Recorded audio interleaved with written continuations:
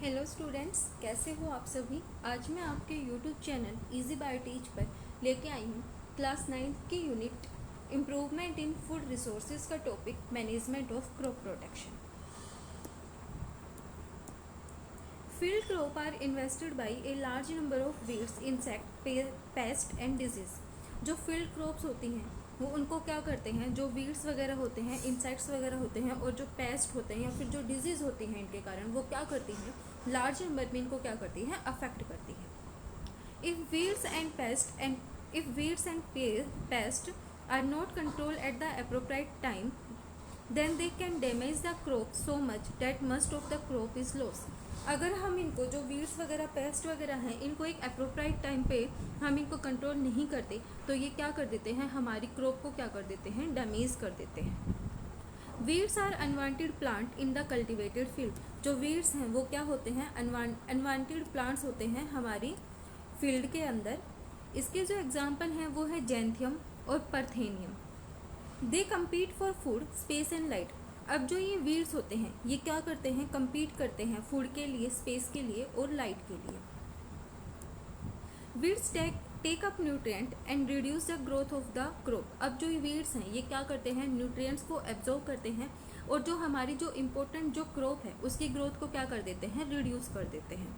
Therefore, removal of weeds from cultivated field during the early stage of crop growth is essential for a good harvest.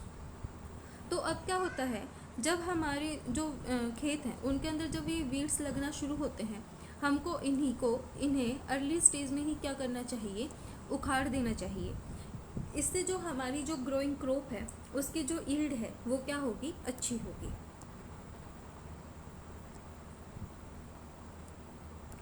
Generally, insect pest attacks the plant in three ways.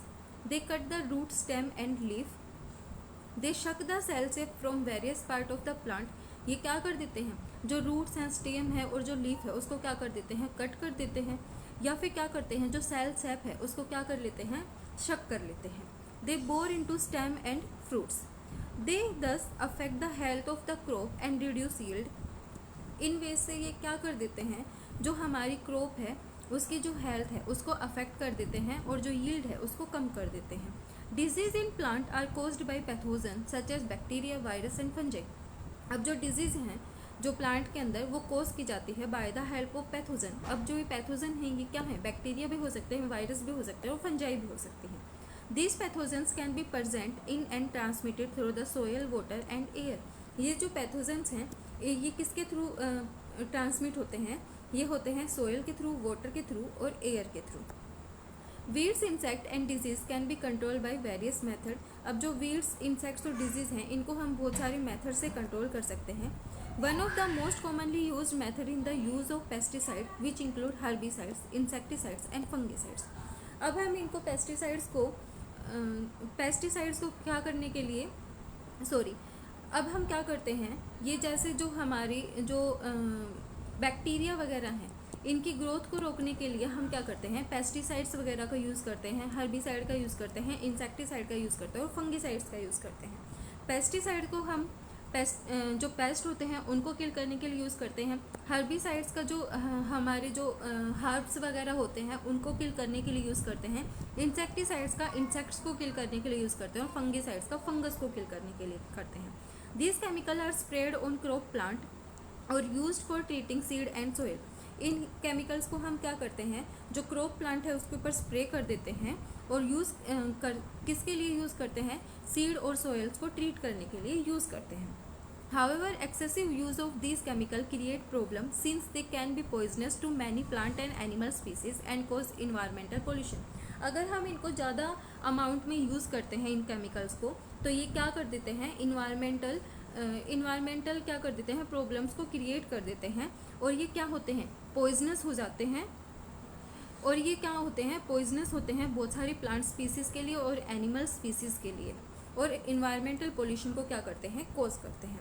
Weed control method include mechanical removal, preventive methods such as proper seed bed preparation, timely sowing of crops, intercropping and crop rotation also help in weed control.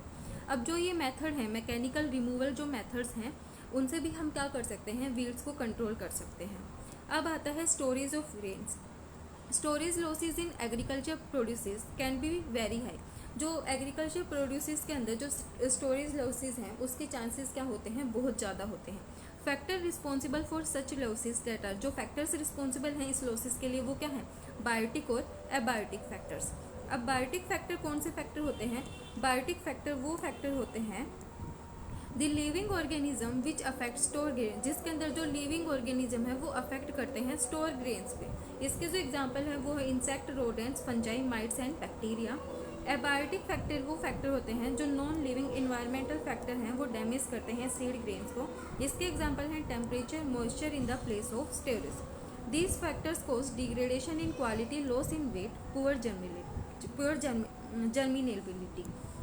ये जो factors हैं ये cause कर देते हैं, जो quality है उसके अंदर डिग्रेडेशन कर देते हैं, वेट है उसको लॉस कर देते हैं, और जो जर्मिनेट करने की जो पावर है उसको क्या कर देते हैं, कम कर देते हैं। This factor can be control by poor treatment and by systematic management of warehouse. इन फैक्टर्स को हम कंट्रोल कर सकते हैं प्रॉपर ट्रीटमेंट से, और जो हमारे गोदाम वगैरह हैं उनके अंदर प्रॉपर मैनेजमेंट से हम क्या कर सकते हैं, इनको कंट्रोल कर सकते हैं। Preventive and control measures are used before grains are store for future use. अब जो प्रिवेंटिव और कंट्रोल मेजर्स जो हम यूज़ करते हैं ग्रेन्स को स्टोर करने से पहले, वो कौन कौन से हैं, मतलब हम जब फ्यूचर के लिए हम ग्रेन्स को स्टोर करते हैं तो हमें कौन कौन से कंट्रोल मेजर्स को यूज़ करना पड़ता है। They include strict cleaning of the produce. वहाँ पे हमें क्या करनी चाहिए, इनके लिए स्ट्रिक्ट क्लीनिंग, मतलब एक अच्छा इन्वायरमेंट होना चाहिए, एक क्लीननेस प्रेजेंट होनी चाहिए। Produce proper drying of the produce first in sunlight. जो हमारा प्रोडक्ट है उसकी सबसे पहले हमें सनलाइट के अंदर क्या करनी चाहिए, उसकी ड्राइंग करनी चाहिए। उसके बाद उनको प्रॉपर छाया के अंदर स्टोर करना चाहिए। And fumigation using chemical date can kill paste. Fumigation क्या होती हैं, स्प्रे होती हैं एक टाइप से, जो कि इन्वायरमेंट के अंदर प्रजेंट होती हैं, मतलब एयर के अंदर प्रजेंट होते हैं।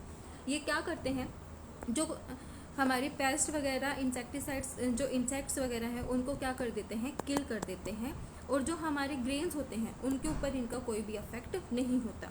इनको हम क्या बोलते हैं, फ्यूमिगेशन बोलते हैं। आज का हमारा टॉपिक इतना ही था। वीडियो पसंद आए तो लाइक, शेयर एंड सब्सक्राइब जरूर करना। इसके साथ साथ हमारी जो यूनिट है वो कंप्लीट होती है।